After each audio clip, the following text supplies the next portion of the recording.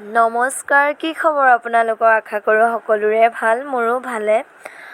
ৰ'দটো দেখিছেনে, ইমান বেয়াকৈ ওলাইছে, কাম মন কৰিব মন যোৱা নাই। তাতে আজি মঙ্গলবাৰ, কামটো কৰিবই লাগিব, উপায় নাই আৰু। ৰ'দ দিয়ক বৰষুণ দিয়ক, আমি আমাৰ কামত লাগি যাওঁ ন।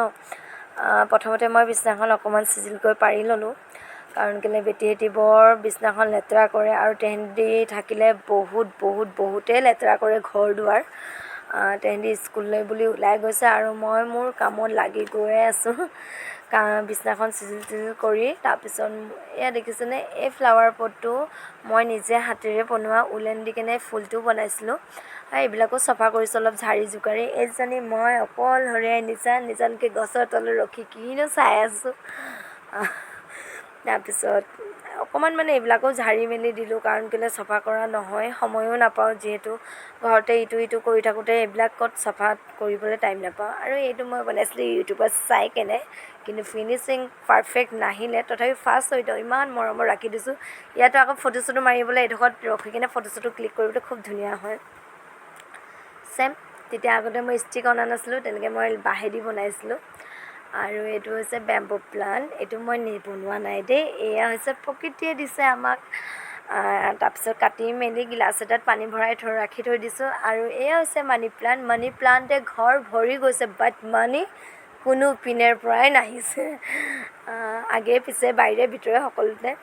আৰু এই টেডীটো দেখিছেনে, মই মৰমত বনাইছিলোঁ, মোৰ পেহীয়ে আগতে খুব বনাইছিলে, পেহীক চাই মোৰ অলপ আদত হৈ গ'ল। আৰু ৰুম চুম চিজিল কৰি হৈ গৈছে। সৰাৰ পিছতে মই মোৰ ঘৰুৱা কামবিলাকত লাগি মেলি গা পা ধুই অকণমান সময় কাম চাম কৰি 2 মিনিট জাষ্ট অকণমান ৰেষ্ট কৰিছিলোঁ। তেনেকুৱাতে মুনু আহি পালেহি। ককাকে তাই কাপোৰ কানি সলাই দিছে, কাপোৰ কানি সলাই দিয়াৰ পিছত তাই হেনো গা ধুবলৈ যায়। ময়ো ভালে পাইছোঁ, মোৰ কাম এটা ৰেহাই হৈছে। ককাকে তাইক গা ধুৱাবলৈ লৈ গৈছে। গা ধোৱা এটা বহুত ডাঙৰ কাম। আৰু ময়ো গা পা ধুই মেলি চাকি গছি দিলোঁ ভগৱানৰ আগত। সদায় ৰাতিপুৱা যেনেকৈ চাকি বন্তি ভাগ দিওঁ, তেনেকৈ মই চাকি বন্তি ভাগ দি ল'লোঁ। তাৰপিছতে মোৰ ছেকেণ্ড কামটো হ'ল, চাকিখন দিয়াৰ পিছত মই সেয়া ওপৰৰ পিনে, সেয়া ক'ত গ'ল, সেয়া মাথাৰ ওপৰতে আছে সূৰ্য দেৱতাক পানী এঘটি চৰালোঁ। পানী এঘটি আগবঢ়ালোঁ, যাতে ঘৰখন ভালে থাকক, মানুহজন ভালে থাকক, মই ভালে থাকোঁ, মোৰ ল'ৰা ছোৱালী ভালে থাকক, ঘৰৰ সকলোখিনি ভালে থাকক।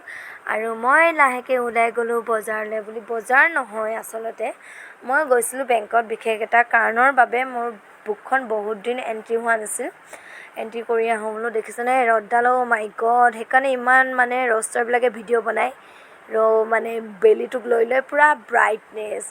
তাৰপিছত লেলাই সেকাই কুকাই বুকাই আহি মেলি বেংকৰ দুৱাৰমুখ পালোহি। তাৰপিছত ভিতৰৰডোখৰ ভিডিঅ' নকৰিলোঁ। তাৰপিছত বেংকৰ পৰা ৰিটাৰ্ণ আহি মই ATM ত সোমালোঁ। ATM ত মানুহে কিহৰ কাৰণে সোমাই, ষ্টেম্প মাৰিবলৈতো নোসোমায়, আপোনালোকে জানে। আৰু ৰিটাৰ্ণ ঘৰলৈ আহোঁতে মোৰ ছাতিটো কি দশা হ'ল। আৰু এইটো মোক সদায় লাজ পোৱাই ছাতিটোৱে যে। তাৰপিছত ঘৰত আহি যিহেতু মাইকী মানুহৰ যোনটো ডেইলি কাম, সেয়া ভাত পানী বনাবলৈ ষ্টাৰ্ট কৰিয়ে দিলোঁ। আহি কেনে পানী এগিলাচ খাবলৈও মোৰ সময় নাই। চাউল ধুই মেলি দাইলখিনি পাতি ল'লোঁ আগতে, তাৰপিছত চাউলখিনি ধুই মেলি ৰাখিছোঁ। তাৰপিছত মই ভাতখিনি হৈ থাকোঁতে কাপোৰখিনিও ধুই ল'লোঁ। কাপোৰখিনি ধুই মেলি আজৰি হয়, আচলতে ইমান ৰ'দ দিছে।